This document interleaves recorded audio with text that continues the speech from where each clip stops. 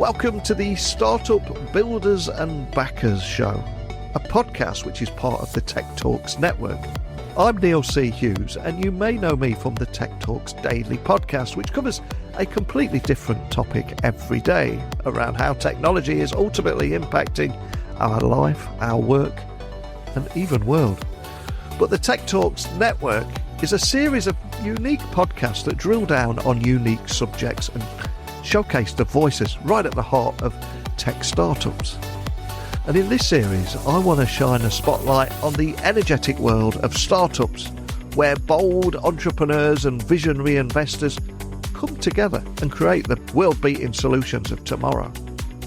So the conversations you can expect to hear on this show will dive right into the journeys of those building innovative companies and also the strategic insights of those who support them, balancing the excitement of breakthrough ideas with the more pragmatic challenges of scaling a business. So if you're a startup founder, you get to learn from other founders, some of the mistakes they learned and also some of the opportunities that they unlocked along the way. So I invite you to join us as we unpack the risks, the rewards and the realities of turning those groundbreaking concepts into successful enterprises. So we'll talk about the intricacies of gaining funding for startups, the importance of conscious leadership, and how to enhance customer retention. And yes, we will also talk about emerging tech trends and AI, and whether you're a startup founder, a tech enthusiast, or just someone looking to better understand the dynamics of modern leadership in the industry, this conversation promises to be both enlightening and inspiring. So get ready to explore the mind of a visionary leader who is passionate about making a difference in the world of venture capital and beyond. So buckle up and hold on tight as I beam your ears all the way to the US, where Luke's waiting to share his story. So a massive warm welcome to the show, Luke. Can you tell everyone listening a little about who you are and what you do? As a functional leader, I lead in the customer success teams. So I love to build customer success teams in the startup world. And then I also, in 2015, I started an advisory and investment angel fund called DBT Ventures, which we could talk about more. But my background is in investing and leading and building startup software teams.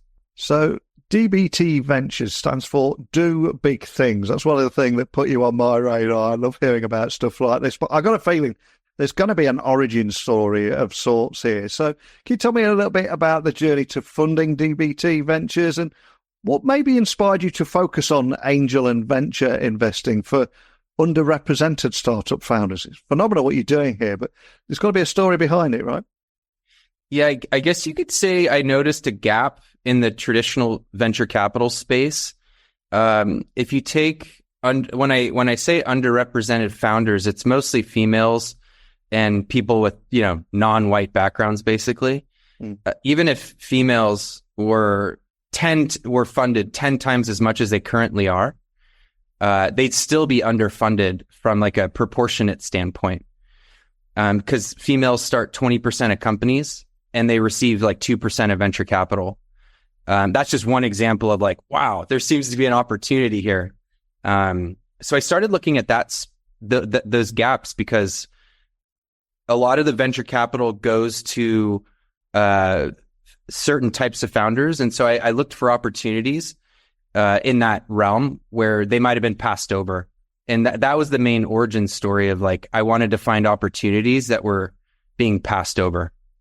And it's such important work what you're doing here. Before you came on the podcast today, ironically, I published an article about Women Who Code, and they recently announced its closure due to lack of funding, which is just phenomenal and almost heartbreaking to see such a crucial platform close. And some of the challenges that the WWC, I think, just highlight the ongoing struggles for women in tech.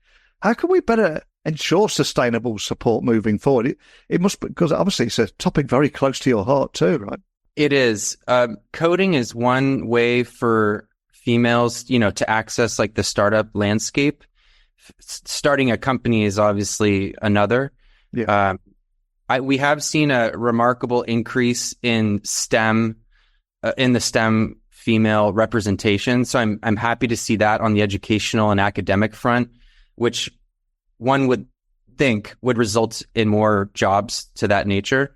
As more and more tools come online, whether it's GitHub Copilot or amazing tools like Khan Academy, I am really enthusiastic about how the information's being democratized. You can now use like a chat GPT to teach you so many different things. So I hope that'll just like knock down more walls to get more females into the space and contributing to building these global software brands that really change the world. Completely agree with you. And there will be a lot of underrepresented startup founders that are listening to this episode now, hanging on your every word almost. So I've got to ask, to give them a heads up, how do you quantify startups for angel investing? And what are some of the key factors that you consider when evaluating their value potential? What are you looking for? Well, first, I'd caution them to hang on every word I say, because I'm frequently wrong. And I'd like to think that I've picked up a few tricks along the way, but to my background and what I mean by angel is I write checks between $50,000 and $250,000. So these are what classically would be considered smaller check sizes before a formal A round that's typically called a priced round. This is where you have an idea and you want to test it out, or maybe you've tested it out and you have some early data. I love meeting founders at that stage, and I typically give them the first check, maybe the second check, to hire someone in sales, or maybe hire a co-founder, or maybe spend some money on marketing. So, but it's a smaller check between 50 and 250K in that classic like early seed round. And from what you're seeing here, I'm curious, what are some of the fundraising techniques that you found to be most effective in garnering interest and awareness for new business ventures? Is there anything that stands out or that you're seeing work out there too for any founders listening? That's a great question. So I see about 20 pitches a week, and I would kind of break it down into two camps. The first camp is you have a product and you've tested it. And so you actually have some data. You have like the goods, so to speak. You have some early insights to share. And that's a different camp than the camp number two, which is like, I have an idea and a philosophy and an approach, but I have not yet tested it. Camp number one has an advantage because they can let some of the data speak for itself. My friend Darwish raised $4 million by sending an email out with 10 bullet points and a spreadsheet. He's like, this is what we're doing. If you want to invest, minimum check size is this, the round's closing end of month.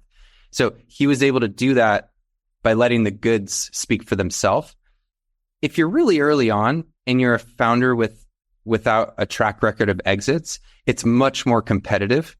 One thing I would call, sometimes success is like knowing what not to do. Cold emailing and cold calling almost never work. It's often an exercise in futility. And so I caution founders, I'm like, hey, if you're cold emailing decks and cold calling investors, perhaps you haven't learned like one of the first rules of entrepreneurship, which is networking. Like it's all about the warm intro. You could find someone who knows someone to get to the person you want to. And that is the art, and it takes more work, but that warm intro is so much more valuable than cold emails or cold outreach. So that would be one don't do, just for my personal preference, because I feel like it's kind of a self-fulfilling behavior, if you will. Yeah, and we've all been hit by those connections on LinkedIn where within the second that connection comes through or that request, it's straight into sales pitch straight away. Oh, man. Yeah. So, I'm curious, are there any other big no camps or things that people shouldn't do, or anything we can lay to rest today? Maybe make your life a little bit easier if people stop doing those certain things. Is there anything else? Even with some of the investments that we have made, I look back at the original pitch decks and the projections are just so wildly optimistic. Like I like to joke that founders, their favorite function in Excel is like fill to the right. Like you just project, and in the real world's not like that. So I would love to see a projection that is a little bit more intellectually honest and be like, maybe we're not going to grow at 40% every year for the next 5 years. Like, let's account for some headwinds, some false starts, because I'm not even investing on the forecast, but it would show higher intellectual honesty if it was not just a linear equation. So I would caution founders against overly optimistic forecasting, just because most VCs or angel investors don't put much stake in them. So like, don't engineer the fake spreadsheet, because like there's so many unknowns that let's just start from square one together. Another thing that's changed in recent years is that this move to a more conscious leadership. It's a term we're hearing more and more often. But are there any strategies that entrepreneurs can use to practice conscious leadership in their startups? And is it something that you're seeing and hearing more and more up to? It is. There was a founder I had the pleasure of working with. His name was Alex McCaw, and he founded a company called Clearbit, which was recently acquired for 9 figures. And it was an amazing outcome for the company and for him and the co-founders. He was the one that really opened my eyes to this several years ago. He heard about it from Matt Moshari, who's one of the foremost leading advisors in Silicon Valley. But to your question about conscious leadership, if there's anything like tactical I would share, it's a little bit of a hand-wavy term. Like, what does this actually mean? I would have the leadership team or the founders, if you're talking about, 2 guys or gals in a garage, I think it would be a good investment of time if they read what I consider the best book on the subject, which is The 15 Commitments of Conscious Leadership by Dethmer, Chapman, and Clem. The 15 Commitments of Conscious Leadership is the best book, and I've read about 5 of them. This is the best book that I've found that really distills the book into concrete best practices. And the reason I think the founding team should do that is because it starts at the top. It's a way of operating and it's a mindset of operating and building a company that must start with the leadership team. And then they live it, they breathe it, they exemplify the behaviors, and then it shifts the culture as you grow. And I saw this remarkably done at Clearbit and a few other companies. So that's that would be like the high level suggestion of like the leadership team needs a shared vocabulary on like, what does this mean and how can we put it into practice? And something else I wanted to raise with you today, there's a lot of hype around emerging technologies such as AI and blockchain, and there's a long list of technologies there. But very often it's not even about how great that technology is, no matter how great it is. It's about, do the users enjoy it? Do they embrace it? Do they adopt it? And I think that's something we see a lot with AI at the moment. 10 years ago, people are saying, AI has been around for 10, 20 years, but it wasn't until OpenAI almost simplified it and made the mainstream audience just get it straight away. Adoption picked up, and we've seen the madness since. So customer success is such a critical component for any tech or SaaS company. So how can startups better accelerate that product adoption that's needed and ultimately drive quantifiable business impact for their customers? I appreciate there could be an entire episode dedicated to that question alone, though. Well, I'll first say that my background is in B2B customer success. So we sell software. The companies that I've worked with and built customer success teams for sell software to other businesses. In the case of OpenAI, you have both, which is an interesting jump off point because you have the consumer app, 100 million downloads, fastest growing app technology of all time. The customer success playbook is much different for consumer than it is for enterprise, because the enterprise, which is also adopting ChatGPT in their enterprise offering, requires a different motion. What I like to point to, I like to invert a lot of questions and problem statements. Like if you're trying to drive adoption, you'd be keen to look at what is the opposite? What is the kryptonite to adoption or growth? And if you're looking at churn, for example, 40% of SaaS churn, or in the software paradigm, 40% of churn can actually be tied back to a failed onboarding. So what I often talk to founders about is like, hey, how do you structure your onboarding program? Is it objective? Do you have exit criteria? Do you have phases because this new organism is trying to adopt and change. Have you created an on-ramp for them to slowly tweak and change their approaches? You're trying to get like 10, 20, sometimes thousands of people to like do something different in their day to day. And you have to be really thoughtful about how you walk people through those phases so that they actually successfully adopt. A lot of B2B SaaS software just sadly goes unused and eventually churns because they didn't get adoption from the get-go. Yeah, and I think improving gross and net retention rates can significantly impact a startup's success. We did see a few years ago a big push to reoccurring revenue subscription models. That was before subscription fatigue set in. But what are some of the best practices that you've implemented or advised to maybe achieve some of these goals? You know, churn is a painful topic, right? You lose a customer. Let's say your typical SaaS product is, I don't know, call it 50 to 100K. Like you lost like a decent chunk of change. There's a tendency for the organization to not want to talk about it that much because it's hard. It's like a breakup. Like, let's go revisit the breakup that was painful and, you know, hurt our heart. The exact opposite is actually incredibly helpful. So one of the things when I was building the customer success management team at Optimizely is when a customer churned, which thankfully was not too frequently, I would have an email go out to the entire company. And it said, hey, this customer left us. Here's the revenue impact. Here's the reason why. And here's a longer explanation of why. And this ensured that the entire company was on the same page when it came to churn.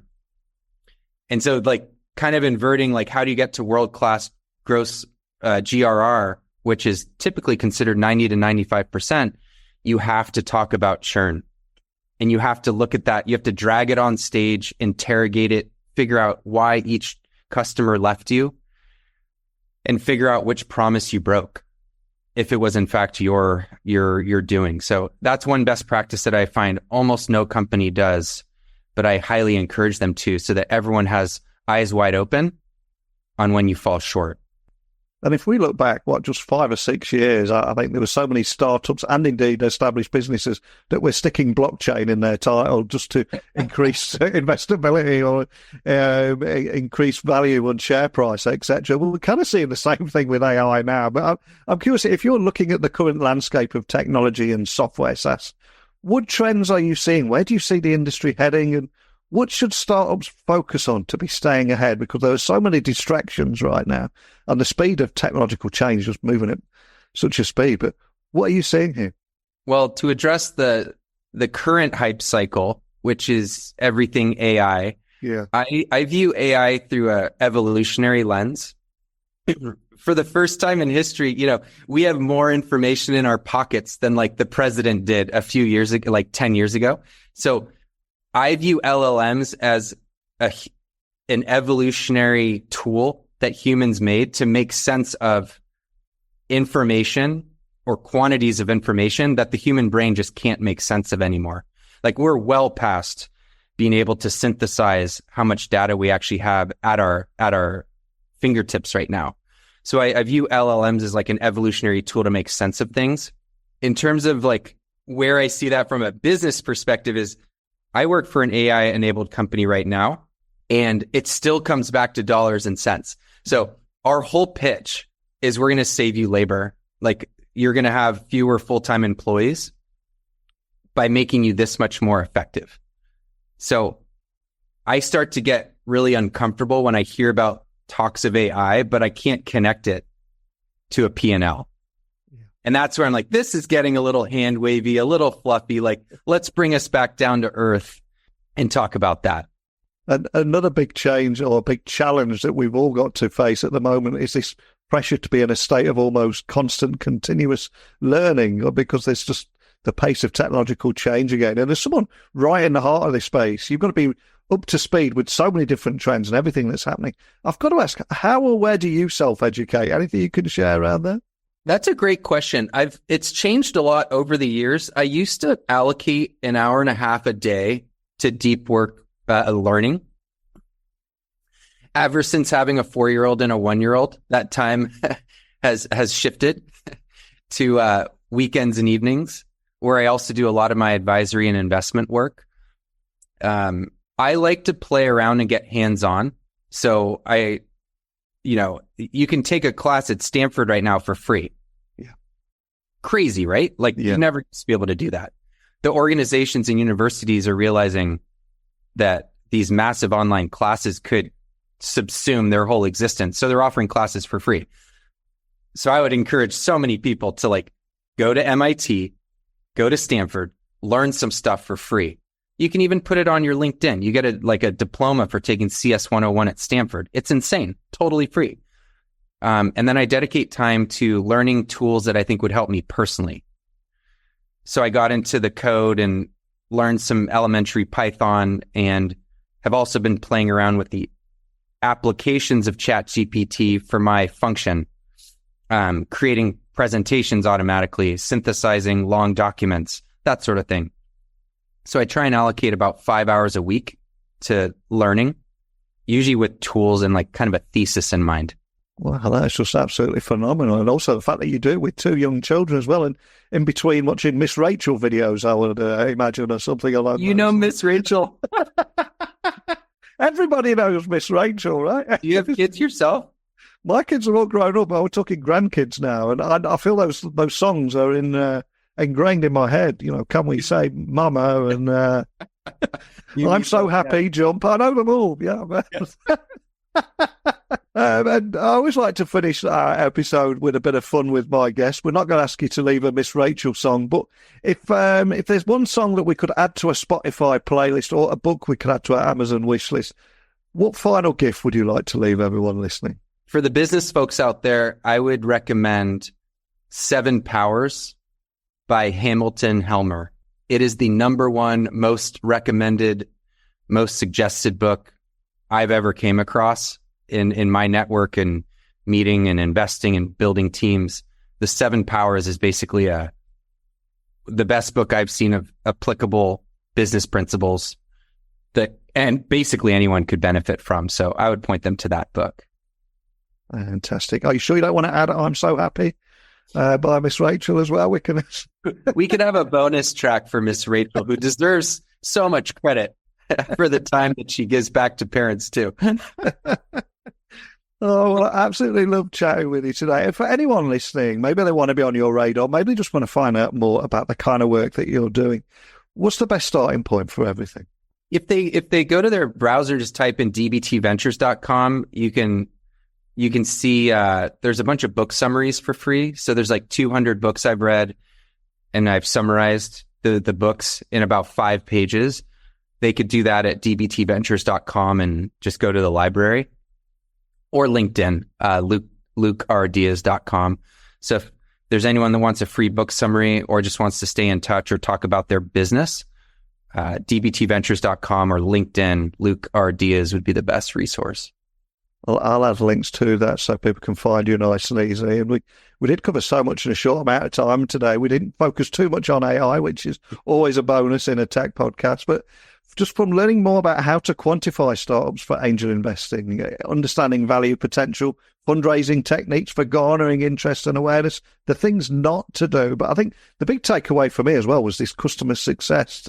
And it's all about accelerating product adoption, driving quantable business impact for customers to achieve best-in-class growth and net retention. The real meat and potatoes of what's important. But more than anything, just a big thank you for shining a light on this crucial topic today. Thanks again.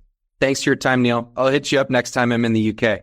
And that wraps up our engaging conversation with Luke Diaz today. I think his insights into supporting underrepresented founders, conscious leadership, and improving success have been as informative as they are inspiring.